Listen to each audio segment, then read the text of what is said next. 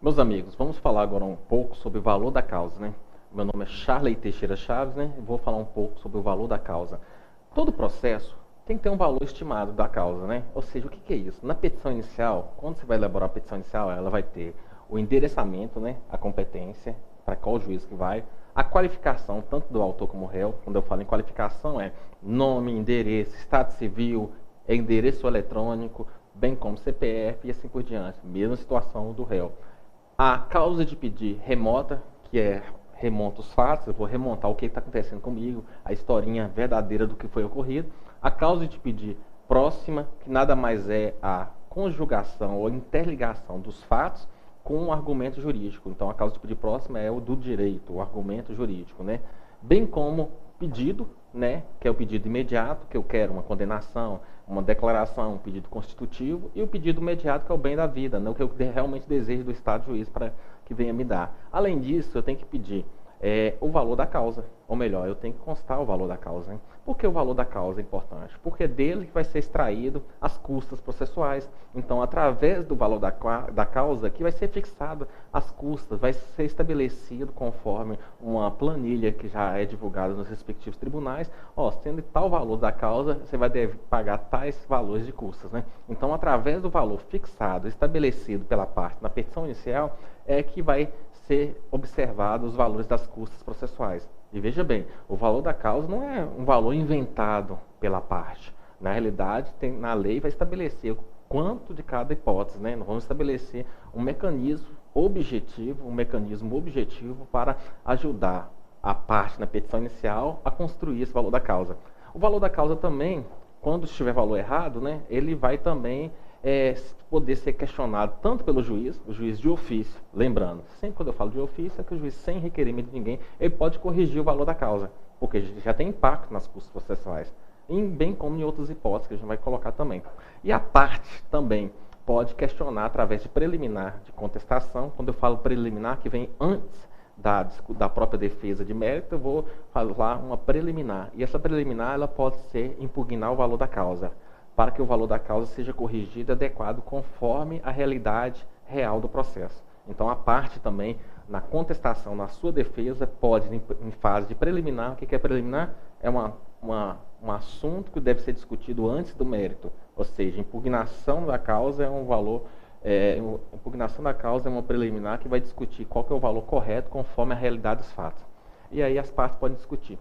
O valor da causa também, ela vai impactar diretamente também nas multas, quando o juiz fixar a multa, seja pelo advogado, seja por ato atentatório à dignidade da justiça e assim por diante. Então, o valor da causa vai ser um elemento padrão para a fixação de multas ou sanções quando alguma parte venha a praticar um ato contrário ao que está estabelecido no Código Processual Civil.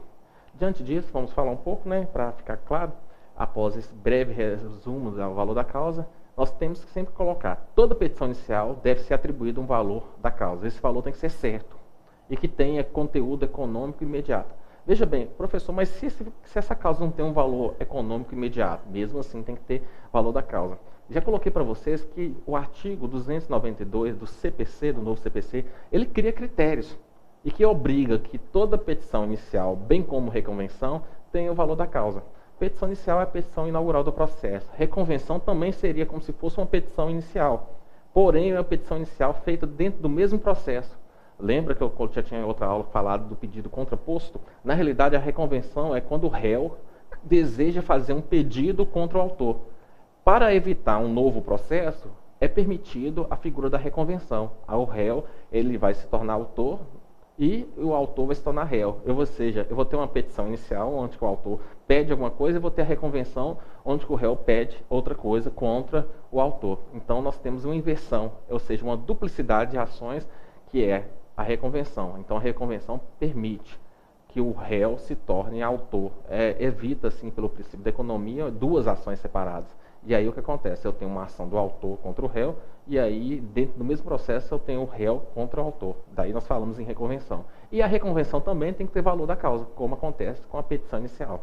Na realidade, a reconvenção, se fosse ajuizada de forma separada, em processo separado, seria uma petição inicial. Onde essa petição inicial, a reconvenção, teria o réu na figura do autor. e o autor na figura do réu. Ok? E aí o 292 vai estabelecer a primeira hipótese de como será estabelecido o valor da causa. Nas ações de cobrança de dívida, vai ser a soma monetária ou corrigida do valor principal, com juros vencidos, juros e moras vencidas e outras penalidades se houver, na data da propositura da ação. Então, a ação de cobrança de dívida tem que ser um valor atualizado, com juros vencidos, correção monetária, bem como a cobrança de alguma penalidade que existir no contrato, na data da propositura da ação. É isso que estabelece o artigo 292 no seu inciso 1º. Também nós temos a hipótese, quando for discutido objeto de existência ou validade, ou cumprimento ou modificação de resolução, resilição ou rescisão de ato jurídico. O valor vai ser do ato ou da sua parte controvertida. Imagine isso, o que eu estou falando é o seguinte, eu estou discutindo um contrato. E aí eu quero discutir algumas cláusulas do contrato, né? E aí eu não estou discutindo a extinção do contrato por si só, mas uma cláusula ou outra que tem um reajuste que eu não concordo, a forma de entregar que eu não concordo. Diante disso, o valor da cláusula será o valor do ato, o valor que é estipulado no contrato, se eu estiver discutindo o contrato como um todo, mas se eu estiver discutindo parcela do contrato, apenas a parte controvertida, apenas aquilo que eu não concordo. Apenas o valor daquilo que eu não concordo. Se eu quero discutir cláusula A e B, então vai ser o valor da cláusula A e B daquilo que eu não tenha a controvérsia. E é importante colocar esse valor. Também, nas ações de alimentos, mesmo que os alimentos, nós sabemos que os alimentos, a criança tem 6 anos. Se tem 6 anos, então ela vai pagar o alimento, o pai ou a mãe, conforme a situação, né, da fixação dos alimentos, né, tanto a mãe pode ser obrigada a pagar os alimentos para o filho, como o pai da mesma forma, né. Ora, quem for responsável pelo pagamento dos alimentos, mesmo sabendo que a criança tem 6 anos e deve pagar até os 18 anos, o valor da causa será a soma de 12 prestações mensais. Então, vai ser calculado conforme o valor atribuído, ou o valor almejado, relacionado a 12 prestações mensais, né?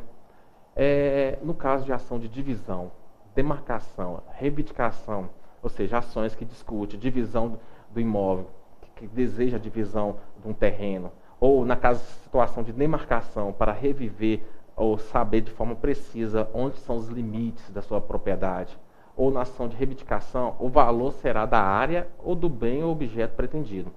Vai ser o valor da avaliação da área ou do bem assim pretendido. Então, o autor ele vai ter que fazer uma avaliação de quanto custa a região, a área, para depois juntar nos autos para colocar como valor. Então tem que ter uma avaliação, e essa avaliação tem que ser por uma pessoa responsável.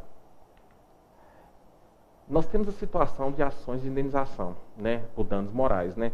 Ora, o novo CPC vai deixar bem claro, o autor já tem que fixar o valor pretendido, não pode deixar para o juiz, eu desejo que seja condenado em danos morais conforme o seu entendimento. Isso não é mais permitido pelo novo CPC. Nas ações de indenização, que inclusive fundado por dano moral, o próprio autor já tem que falar o valor que ele pretende. Então ele tem que estipular qual o valor que é pretendido para o dano moral.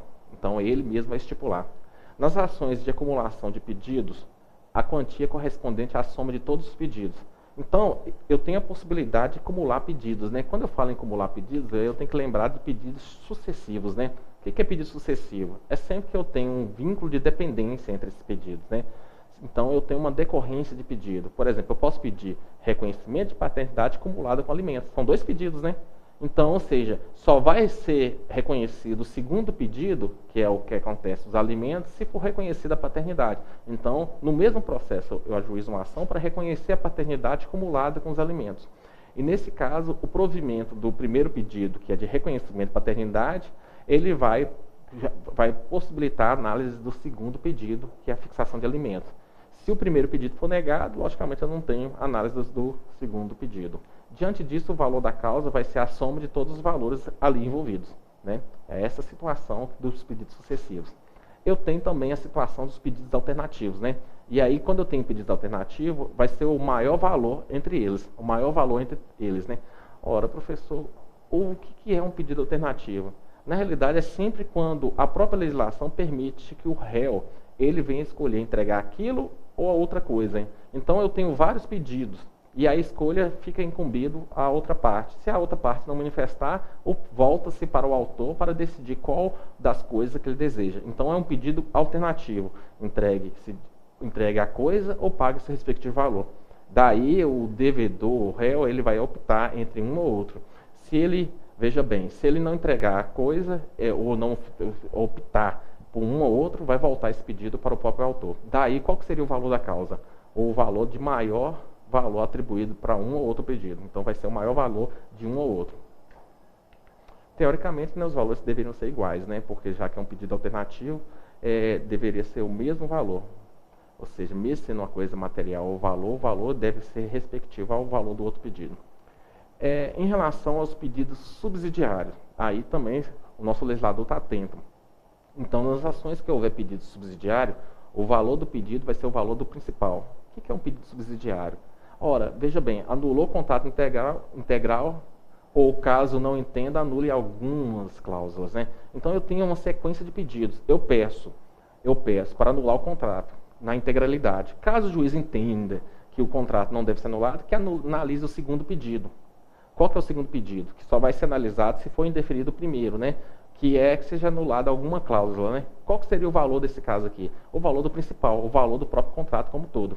O valor do contrato como todo. Então, nas ações que houver pedido subsidiário, o valor do pedido principal, ou seja, do primeiro pedido, é que vai ser o valor que deve ser colocado. Ah, mas o juiz recusou o valor integral, agora eu tenho que pagar só o valor subsidiário? Não, tem que colocar o valor do pedido principal. Isso é importante. Essa é a regra que está estipulada lá no artigo 292, no seu inciso 7 do Código Processual Civil. Prestações vincendas e a vencer, ou seja, prestações vencidas e vincendas, né? Ora, eu tenho prestações que já estão vencidas e prestações que vão a vencer ainda, né? Então, o legislador coloca que quando eu tiver prestações vencidas, que já estão vencidas, que já devem ser pagas, e as que vão a vencer em decorrência do transcurso do tempo, vai ser o valor de uma das outras prestações, de uma ou outras prestações. Quando essas prestações, elas transcorrem o período de mais de um ano, aí nós vamos falar o quê? Que será somas do valor do período de um ano. Se for inferior a um ano, essas prestações, então será a soma de todas as prestações. Então o valor da causa, veja bem, se a prestação ela ultrapassa um ano, ou seja, ajuiza a ação porque a pessoa já não está me pagando, as prestações já têm dívida anterior, ainda tem dívidas a vencer e o total das prestações ultrapassa um ano, então o valor da causa será o valor de um ano de prestações. Se, veja bem, se o tempo das prestações for inferior a um ano, será a soma de todas as prestações, soma dos valores de todas as prestações. E aí seria o valor da causa. Lembrando que o valor da causa ela pode ser corrigida de ofício, né? E o juiz tem esse papel de corrigir a questão do valor da causa, porque pode a parte colocar qualquer valor lá. E aí, logicamente, ele pode reduzir o valor da causa justamente com o objetivo de pagar custas processuais mais baratas, ou seja, tentar cair dentro de um padrão, dentro de uma alíquota de valores às custas de um valor mais irrisório. Daí o juiz ele pode corrigir de ofício o arbitramento do valor da causa, sempre que ele verificar alguma situação incompatível com aquilo que foi estipulado pela lei. Não só o juiz, como também a parte, né? A parte ela tem interesse e ela pode impugnar o valor da causa. Ele vai fazer isso através de uma preliminar de contestação. Contestação é a resposta do réu, é a defesa do réu. E aí, antes dele adentrar o mérito, ele vai colocar lá do tópico, da preliminar, o que? Impugnar o valor. E vai justificar por que o valor estipulado pelo autor na petição inicial, o valor que o autor colocou, está errado. E aí vai justificar e demonstrar. O juiz vai decidir de plano e corrigir o valor da causa. E quando ele vem a corrigir, vamos imaginar que ampliou o valor da causa, aí vai ter que exigir uma complementação das custas. Né? Caso contrário, o que vai ocorrer? Se o valor da causa acabar sendo reduzido, logicamente, vai ter uma devolução de valores, né? Então, essa é a importância do valor da causa, né? Então, o valor da causa é sempre importante porque ele tem vários reflexos. Um reflexo justamente nas custas, justamente em outros atos, como multas e assim por diante.